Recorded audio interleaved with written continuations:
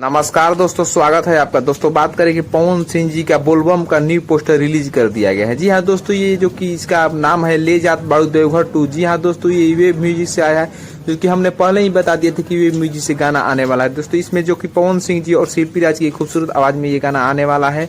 जो कि इसका गीत जो कि विजय चौहान जी दिए हैं और संगीत आर्या शर्मा और निर्देशक जो कि गोल्डी जसवाल जी और इसका कोरियोग्राफर जो कि बॉबी जैक्सन जी किए हैं। दोस्तों बात करें इसमें जो कि पावर स्टार पवन भैया की खूबसूरत आवाज में जो कि वे म्यूजिक से आते हैं, ये गाना ट्रेंडिंग लिस्ट में अपना जगह बना लेगा और ये गाना जो कि बहुत बढ़िया है।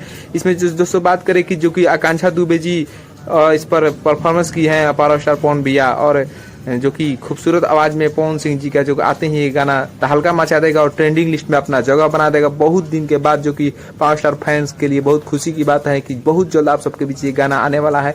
इसका जो कि 1-2 दिन के अंदर वीडियो छोड़ दिया जाएगा और आप सबके बीच ला दिया जाएगा गाना। दोस्तों आपको ये खबर कैसी लगे कमेंट करके बताएं और वीडियो को ज्यादा से ज्यादा शेयर करें। आप पहली बार इस चैनल पर तो लाइक कर लीजिए, सब्सक्राइब कर लीजिए, चैनल से जुड़ जाइए ताकि हमारी वीडियो आप तक पहुंच सके। धन्यवाद।